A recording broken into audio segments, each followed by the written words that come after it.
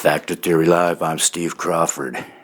Candace Owens brilliantly owns Blake Lively after Blake destroys her own self in a video interview from 2022. Just check this out. This is how insane this girl Blake Lively is. Ryan, man, just wow. Check it out. Okay, now I want to get into psychology.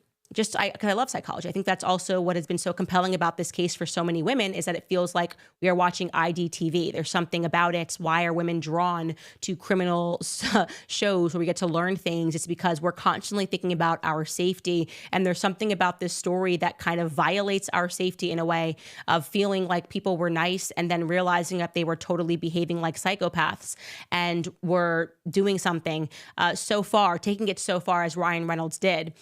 So anyways, we are learning some new things about Blake and Ryan because the internet just keeps on digging and just keeps on finding stuff. And there was an interview that many of you tagged me in that resurfaced a couple of days ago.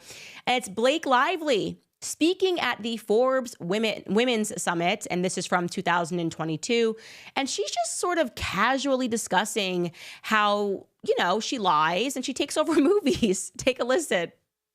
I would show up on a set. I knew that they just wanted me to show up and look cute and stand on a little pink sticker where I'm supposed to go and say what I'm supposed to say. But I also knew that that wasn't fulfilling for me, that I wanted to be a part of the storytelling, that I wanted to be a part of the narrative, whether that be in the writing, in the costume design, in creating the character.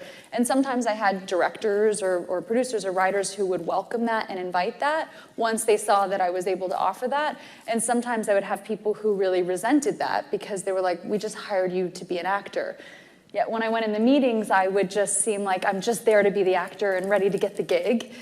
I wouldn't reveal that I actually need to have authorship in order to feel fulfilled. So I think that for them, sometimes that might have felt like a rug pull because you're like, you're trying to assert yourself into something that we didn't hire you to do.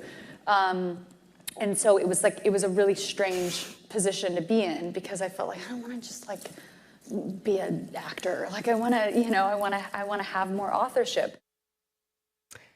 Yeah, I bet it did feel like a bit of a rug pull. I would say this. Blake Lively, I almost appreciate her because she doesn't know she's insane. She doesn't know how insane that sounds. And whoever was sitting across from her had to nod and go along with this. And you're going, wait, you're basically saying you're a liar. You misrepresent who you are. Maybe that has something to do with why you're now being sued for promissory fraud because you're admitting that you go in there and you're like, yeah, I'd like to be an actor. And then you take over everything. I mean, just imagine taking this out of the context of celebrities and you call a plumber to come fix your toilet. And he's in there and he's like, hey, I'm actually going to reorganize your closet. And you're like, no, actually, I'm good. Could you just fix the toilet? And he's like, no, I'm here to be your dad. I want to be your dad now. And you're like, no, I don't want you to be my dad. I want you to fix the toilet. That's what I hired you for. It's a job that I hired you for. And he's like, where's your baby? I want to hold the baby and burp the baby. And you're like, I don't need you to burp my baby. You're not my husband. Well, I can be more. I can be more than your plumber. I can be your husband. And you're going, what's going on? Why do I feel like I need to call the police? Why do I feel like I need to call Brian Friedman? This is insane. What are you talking about? She genuinely is not aware of how insane she sounds.